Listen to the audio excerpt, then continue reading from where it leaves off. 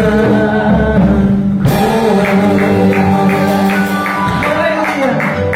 kasih Tuhan, terima kasih Bapa, terima kasih Roh Kudus, Allah yang baik, Allah yang mengasihi kami.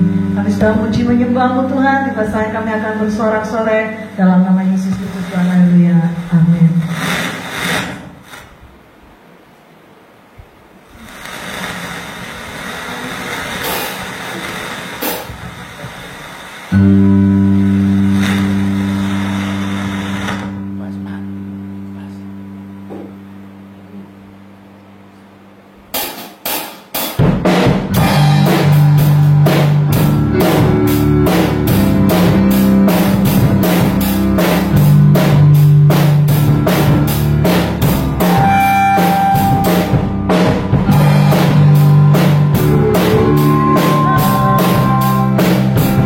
Kasih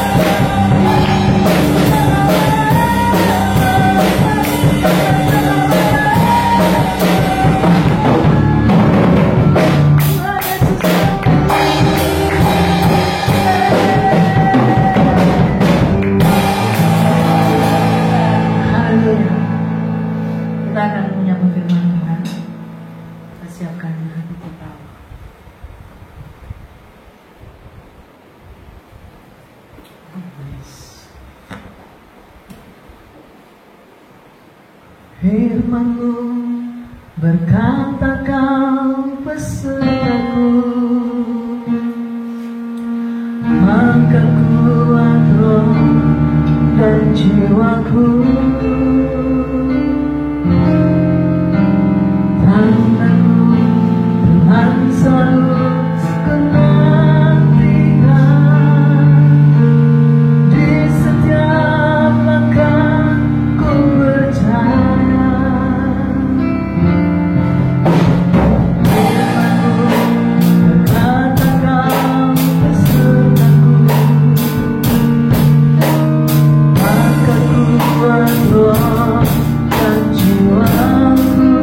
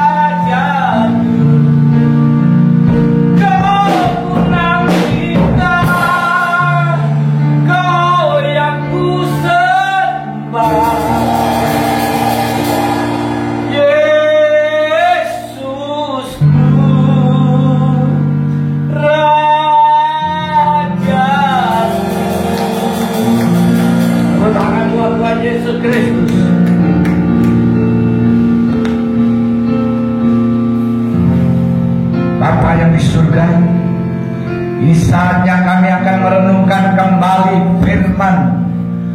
Firman adalah kehidupan kami, firman adalah kekuatan kami, firman adalah tampuk kepemimpinan bagi kami semua umat yang percaya.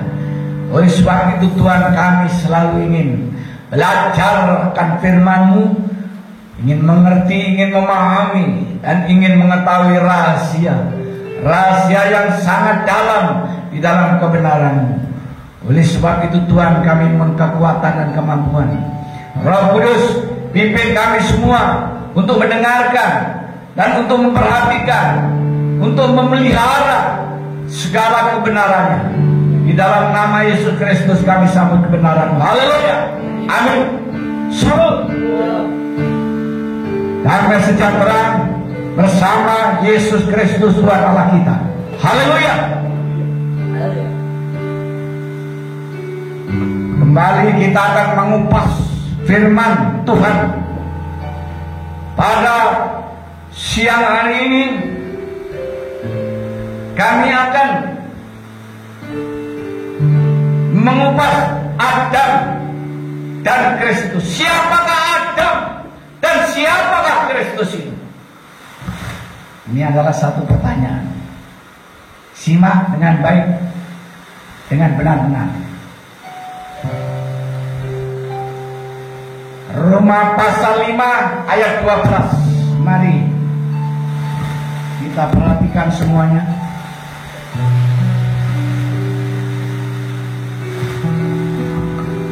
Sebab itu sama seperti dosa telah masuk ke dalam dunia oleh satu orang, dan oleh dosa itu juga maut, demikianlah maut itu telah menjalar kepada semua orang, karena semua orang telah berbuat dosa.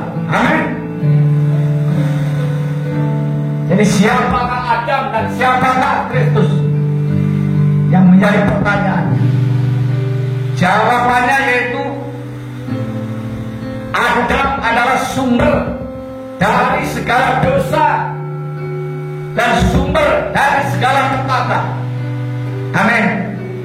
Itu Adam. Kenapa di sini disebutkan Adam dan Kristus? Karena kita akan mengetahui siapa Kristus itu. Yang pertama kita bahas adalah di sini ayat yang ke-12, sebab itu sama seperti dosa telah masuk ke dalam dunia oleh satu orang, dan oleh dosa itu juga maut, demikianlah maut itulah telah menjalar kepada semua orang, karena semua orang telah berbuat dosa. Jadi sumber daripada dosa itu adalah dari Adam, bapak leluhur kita. Amin.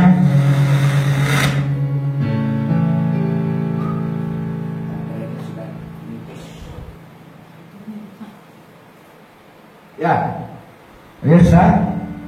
Jadi Adam itu adalah sumber dari segala dosa, sehingga di sini dosa terus mengamuk di dalam dunia ini dan tidak pernah dapat hilang dan tidak pernah bisa hilang. Ayat yang ke-13 mengatakan, sebab sebelum hukum Taurat ada, telah ada dosa di dunia, tetapi dosa itu tidak diperhitungkan kalau tidak ada hukum Taurat. Jadi sebelum hukum Taurat ada, itu dosa memang sudah dibuat oleh Adam itu. Jadi tahu pelanggaran Adam di Taman Eden? Ya, lihat kejadiannya. Dilihat kejadian ya. Nah, oleh sebab itu di sini setelah hukum Taurat datang ke dunia ini oleh Musa, maka di sini dosa diperhitungkan. Kelihatan dosanya. Dosa yang kecil, dosa yang besar, dosa yang kecil, dan dosa apapun saja di sini akan kelihatan. Ya nampak. Karena apa? Karena hukum Taurat. Jadi hukum Taurat memperhitungkan dosa-dosa semua manusia. Apa itu perbuatan-perbuatan yang tercela, perbuatan-perbuatan yang najis, perbuatan-perbuatan yang hina, perbuatan-perbuatan fitnah, perbuatan-perbuatan menghakimi, perbuatan pembunuhan, perzinahan dan lain sebagainya, itu sudah diperhitungkan ketika di sini, yaitu hukum Taurat ada. Maka tidak ada seorang pun di sini yang bebas dari dosa dan bebas daripada hukuman. Karena apa? Semua orang telah berbuat dosa, dikatakan. Sungguh pun demikian, maut telah berkuasa dari zaman Adam sampai kepada zaman Musa juga atas mereka yang tidak berbuat dosa dengan cara yang sama seperti yang telah dibuat oleh Adam, yang adalah gambaran dia yang akan datang. Jadi dosa itu, walaupun dosanya yang bukan seperti Adam, tapi dosa yang lain-lainnya dilakukannya, itu merupakan satu dosa. Jadi dan dosa itu terus menjalar. Menjalar itu apa? Merambat, ya, mengalir terus ke dalam dunia ini, menguasai yaitu kehidupan manusia. Sehingga di sini semakin hari semakin jahat. Di dalam Alkitab dikatakan semakin hari semakin jahat pada saat itu, ya, menjelaskan. Kenapa? Kerajaan perang lawan kerajaan, bangsa melawan bangsa. Di sana dijelaskan suku lawan suku. Kurang keras musiknya.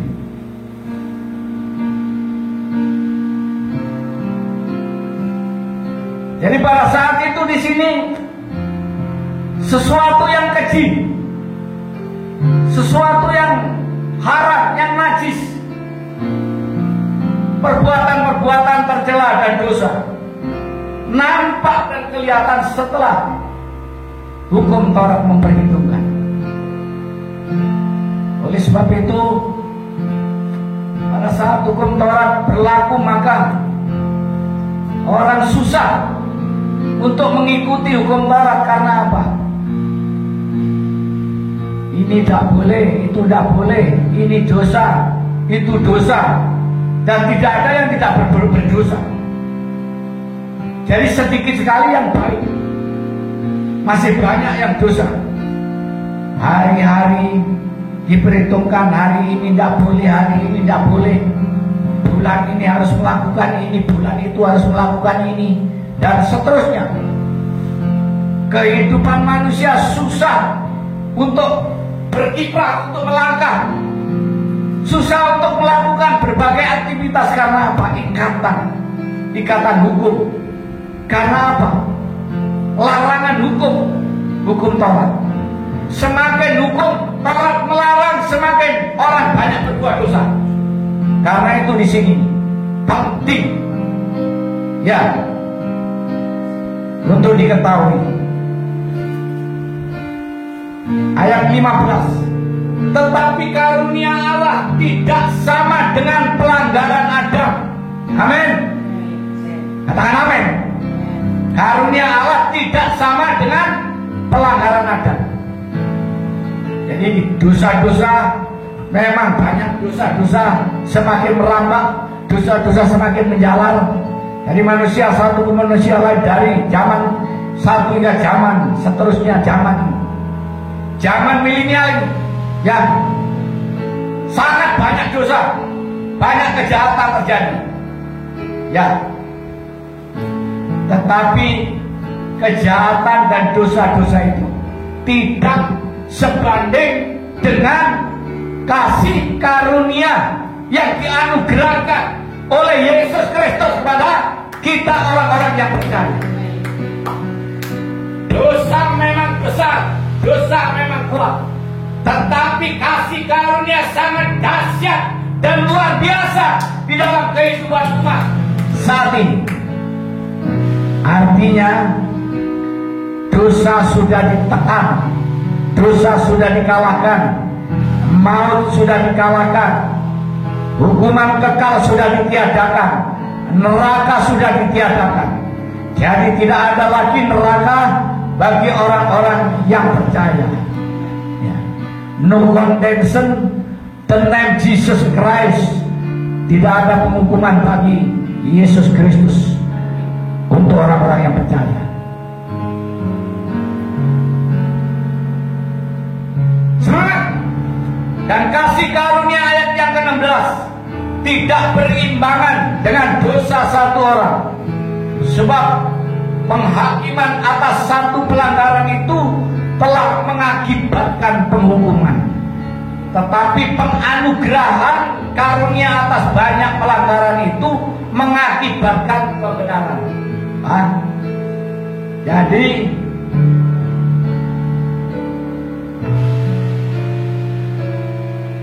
pelanggaran atas Adam mendatangkan hukuman manusia semuanya.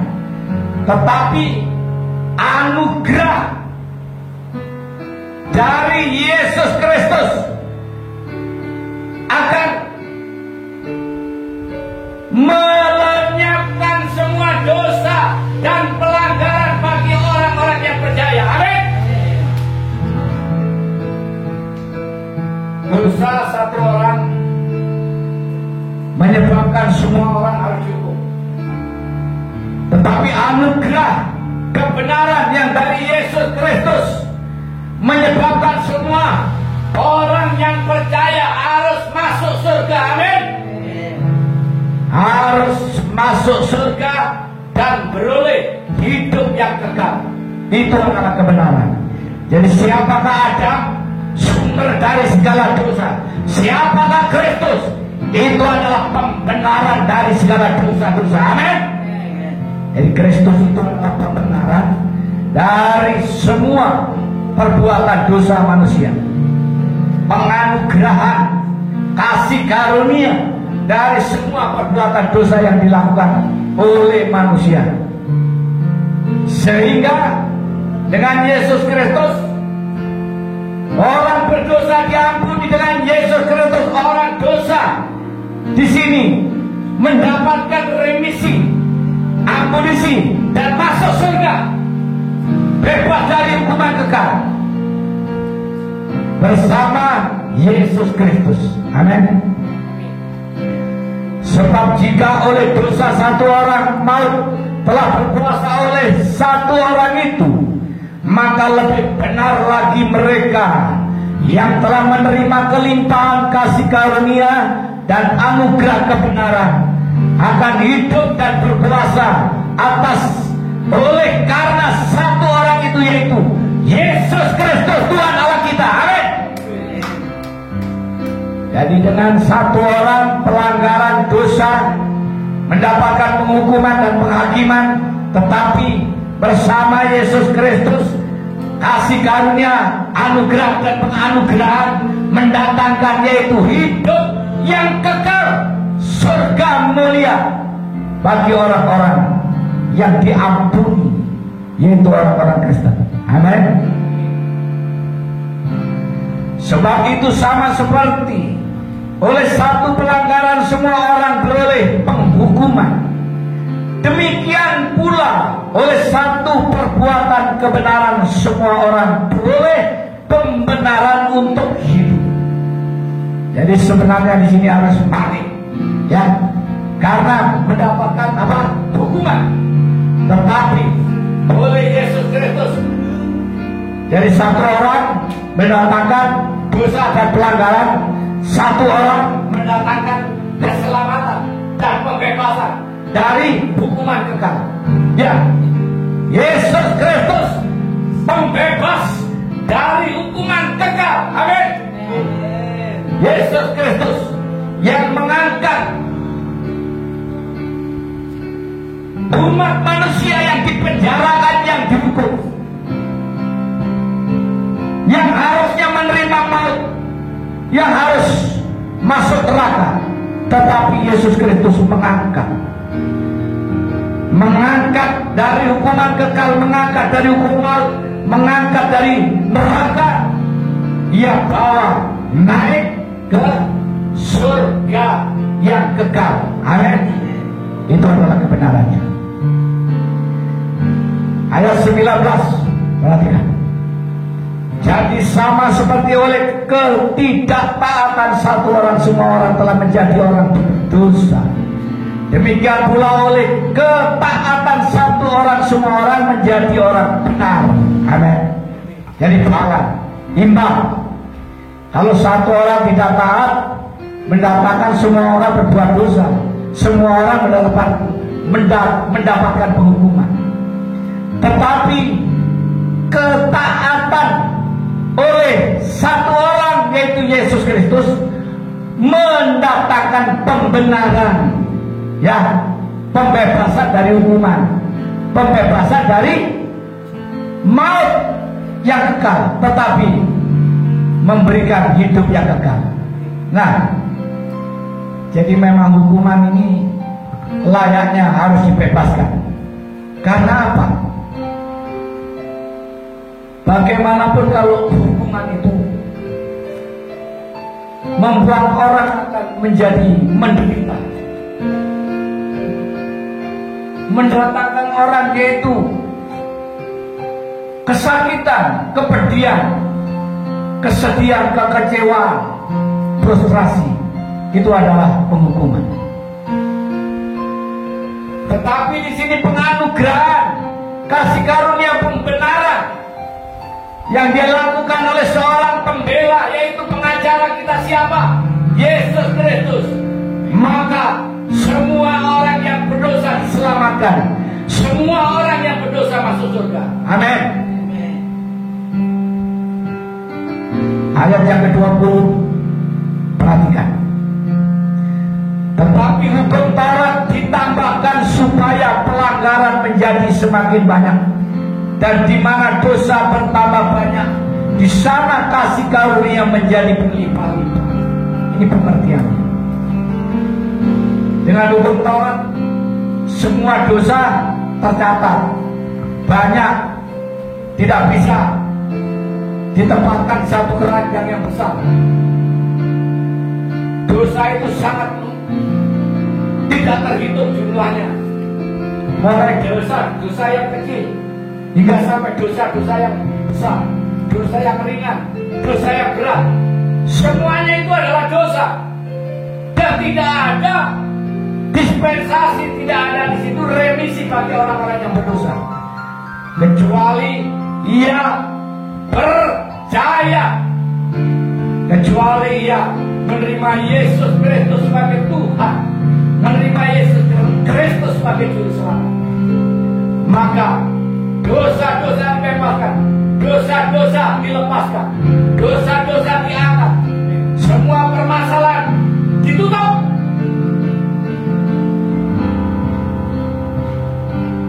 Lalu pengampunan dosa dan pembebasan dari hukuman kekal itu menjadi milik bagi orang-orang yang percaya. Yang terakhir, supaya sama seperti dosa berkuasa dalam alam maut, demikianlah kasih karunia akan berkuasa oleh kebenaran untuk hidup yang kekal oleh Yesus Kristus.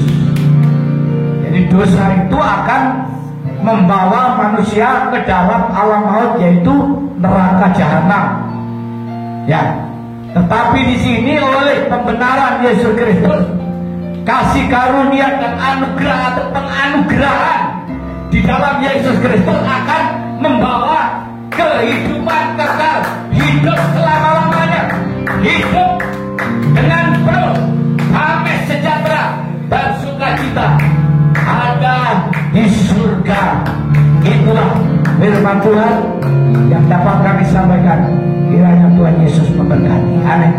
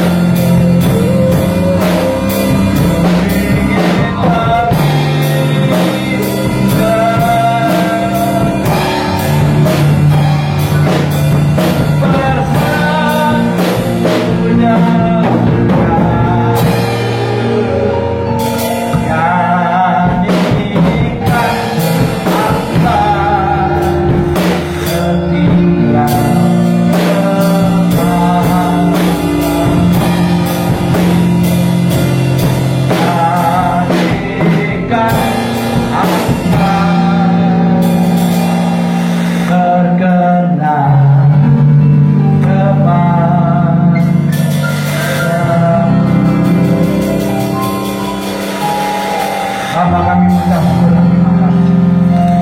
Kami telah menyampaikan firman.